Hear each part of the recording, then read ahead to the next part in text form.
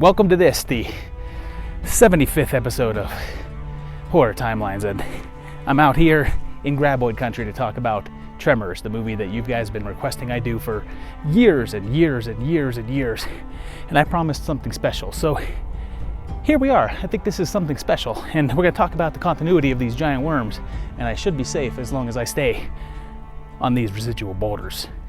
There was something new under the ground in 1990 with Tremors, which I saw in the theaters with my mom, actually.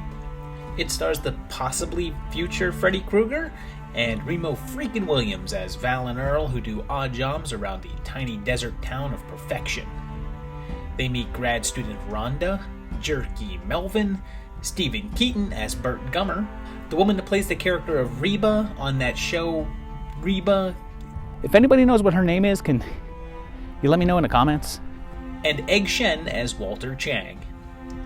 Betty Briggs is here too, and her daughter knows Unix systems like... She knows this. People in a town start to die, and it looks like something under the ground is doing the killing, and there are these eel-looking things to grab onto things and pull them down.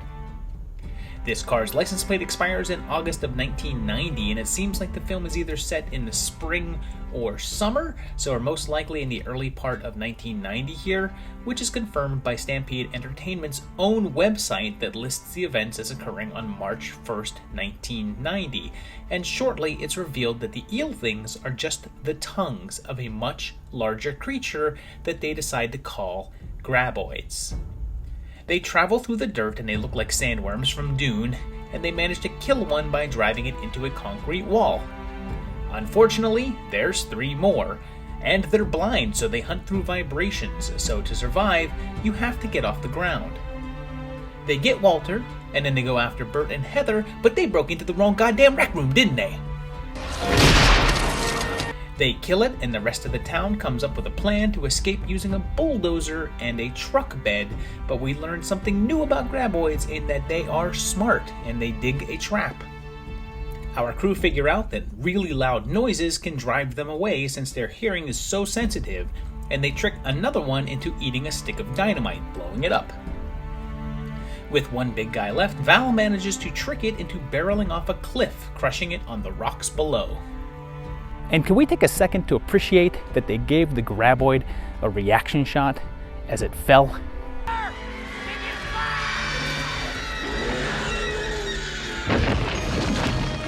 Val and Rhonda get together and sadly exit the franchise. It took 6 long years for them to make a sequel, and it wasn't until 1996 that we got Tremors 2 Aftershocks, which brings back Earl, who still lives out in the desert. He's approached by the head of a Mexican oil field who has been having problems with Graboids and enlists Earl to come down and help eliminate them. We hear that Val and Rhonda are now married, and knowledge of their exploits are commonplace to the point that there's a Graboid video game. A cabinet game at that. It looks like Val and Earl got their People magazine cover after all, and cab driver Grady somehow manages to make himself part of the deal like a discount Val. They head to Mexico, or Valencia, California, and meet Kate and Julio. Yes, I've seen you in the magazines. Oh, actually, I'm not the original guy. Yeah, Grady, we know. They go out Graboid hunting with remote control cars and dynamite, killing quite a few of them with apparent ease. But they have some much bigger problems because of how close the moon is to the Earth here. Holy cow! Forget Graboids, they're gonna have some tidal wave problems. Earl's plate seems to expire in 92, but I highly doubt that this thing's up to date. I know this film sat on the shelf for a while after filming was completed, but it was shot in 94 actually, so that sticker was just meant to be out of date, I assume? They call Bert for reinforcements, and Heather has left him, but he's mounted the guy he killed, and a fossil lets them know that Graboids are actually around since pre-Cambrian times. And we see a bunch of soil samples with various dates on them from 1991 to 93, and Bert says that it's May 14th. Things change when they find a sick worm that eventually looks like something burst out from the inside, and that turns out to be the next phase of this guy's evolution as they give birth to these guys. They're much smaller and much more vulnerable in the big versions, and like them, have no eyes, and 3 of them can come from one big guy. These ones don't react to sound, but instead hunt by heat, using this sensor on its head to detect it. They also let out a shrieking sound to alert the others, giving them the name of shriekers. Eating allows them to reproduce, like, instantly, and there are occasionally some sketchy CGI, and a few find a whole bunch of food to eat, and so they reproduce into a massive crowd, so they blow them all up. There's no visible date here, so I'm gonna default to the official Stampede site, which places it in 1995, so apparently May 14th, 1995. In 2001, another 5 years later, we finally get more with Tremors 3 Back to Perfection, which brings back Bert as he's in Argentina hunting shriekers once again. He then goes back to perfection. It's in the title. Characters from the first film return, including Miguel, who says that it's been 11 years since the first Perfection attack, so we're set in 2001 here. Walter's niece has taken over the market, and she mentions that Earl and Grady have managed to turn their encounters into success.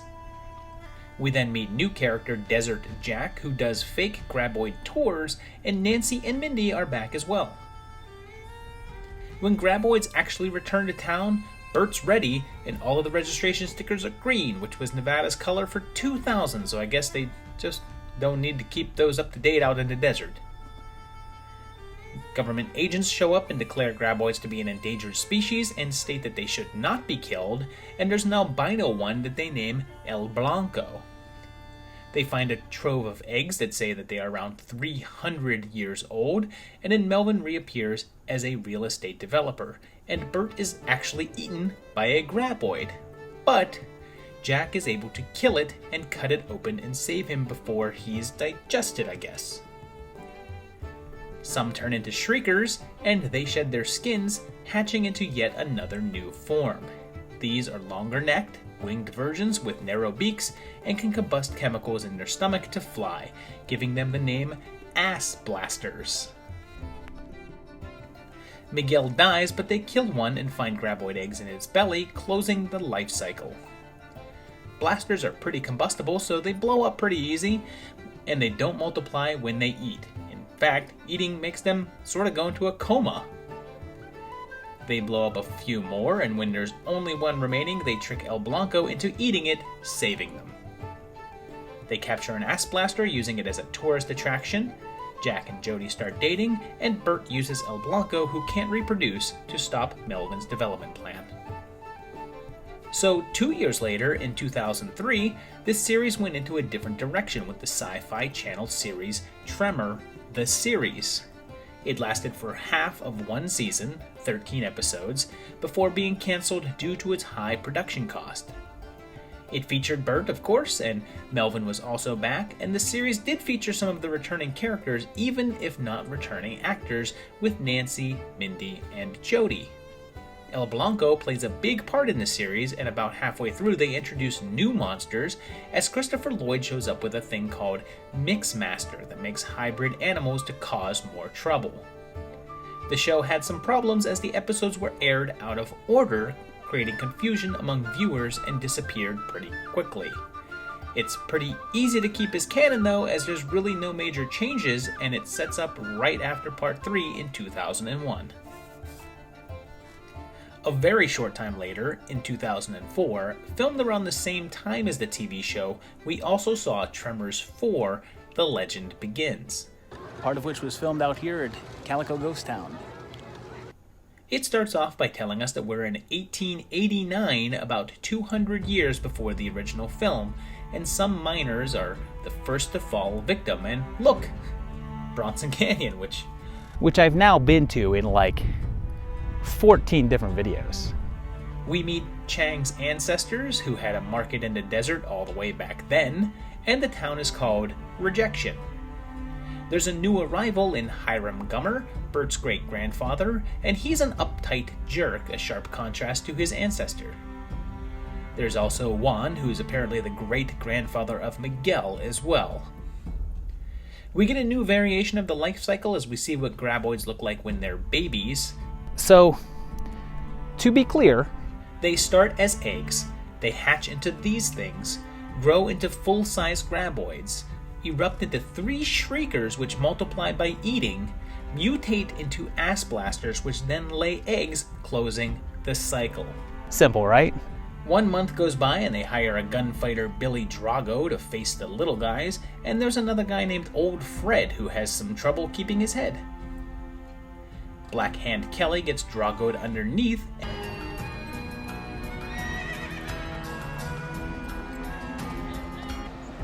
In the Calico Ghost Town in California. It's really hot. And in a face-off in town, Hiram brings along a giant punt gun, which kills one, and a saw takes out another. And the last one, I guess, comes all the way out of the ground for some reason, and they destroy it as well. They all swear to tell no one about the worms, and Hiram embraces his inner gun lover. The series then went underground for 11 long years, and it wasn't until 2015 that we saw Tremors 5: Bloodline. It was the first entry to not be produced by Stampede Entertainment, and Universal itself took control of the series. Of course, Burt is back, and he's now the star of a TV series about hunting graboids, which recaps the creature's life cycle for us. And then we meet, Jamie Kennedy. So outside of Scream, has Jamie Kennedy ever meant good things for a movie? Have you ever been wondering whether you want to watch a movie or not, and someone goes, hey, Jamie Kennedy's in it, and you said, okay, I'm in? Kennedy is Travis, Burt's new cameraman, and Burt says that he was in Florida in 1974, which will be important later, and they get recruited by the South African government to take on an ass blaster. They find a fossil for a graboid that's much bigger than normal, and when our flying butt engine appears, it's upgraded. Burt gets double-crossed, and even though they make a point quite a few times to tell us how hot it is, Travis keeps his leather jacket on. There's another new mutation in that the tentacles can now detach from the graboid, so they have brains? They're not just tongues? These graboids can also jump out of the ground like a breaching great white and have a nest of eggs. They try to blow it up, and Jamie Kennedy momentarily completely transforms into another person like he's some sort of mutating graboid himself, and then reveals that he's Burt's son and says that the Florida thing was 40 years ago, which would place us in 2014 then, assuming that he wasn't approximating. With one large graboid left, the Queen Bitch, they build a trap and eventually electrocute it. In a mid-credit scene, Burt and Travis are now teamed up in the reality show. So while they were making part 5, something awesome almost happened. Kevin Bacon wanted to return to the character of Valentine, and Universal and Blumhouse made a pilot that would have ignored everything but the first film. The trailer confirms the first film is happening in 1990, and it's back in perfection, although the brief view of the graboids show a very different looking creature. The pilot was directed by Cube director Vincenzo Natali, and was originally supposed to be on Amazon Prime Video, and then Sci-Fi, and then everyone eventually passed on the series, and the pilot was never released to the public. Just let us see it. We didn't have to wait as long for another entry with 2018's Tremors 6, A Cold Day in Hell. And this is snow, I guess, although it's shot in South Africa, and this is just sand with a color filter placed on it. It's supposed to be Canada, and those modified African graboids are here, and meanwhile, back in perfection, this license plate expires in January of 2018, so we'd be in 2017 here, 3 years after the previous film. Burt's taken over Chang's because everyone else has left town, leaving it empty, and Burt's traded his Hawks hat for a Chicago one. Hey, see, you've changed teams. No, just hats. Travis is back, and the pair gets recruited to go to Canada to take care of their problem. They encounter ass blasters and an evil weapon developer, and finally meet up with the people who hired them, who include Valerie McKee, the daughter of Val and Rhonda from the first film. She's college age here, which makes sense since the first film's events would be 27 years ago at this point. There's an underwater graboid attack, and it's revealed that Burt has an infection that's killing him from the time that he was swallowed whole by a graboid back in part 3. In order to save him, they need to get antibodies from a live wormy, and you'd think that there'd be a date up on this board, but no. There's just a $100 reward for a lost stapler. Travis makes a love connection because who can resist this face, I guess? And they come up with an elaborate plan to catch the last grabby, and when they do, they extract the stuff that they need to heal Bert, and then blow it up to keep it out of the hands of the government. And that brings us up to current times with the upcoming release of Tremors 7, Island Fury. Oh, but sorry, it's apparently called Shrieker Island now and due out October 20th. It looks like Jamie Kennedy is out and Napoleon Dynamite is in, and the plot appears to be another variation of the old Most Dangerous Game plot with hunters planting graboid eggs to hunt them down, but instead turning into preys themselves.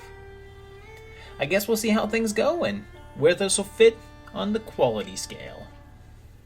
So there you have it. It is 6 movies, about to be 7, that actually I think has a pretty solid continuity. The TV show, if you want to take it out of there, you can. It doesn't have to be canon. They never mention what happens in that show ever again. They never mention Mixmaster or those other creatures. So if you don't want that to be canon, that's fine. Perfectly understandable. The continuity does make pretty good sense. This is probably one of the tighter continuity series that I've experienced. I think because Stampede Entertainment had such a good lockdown on the first 4 movies, that kind of helped keep that continuity go through. Having the same writer through a lot of them also really kind of helps.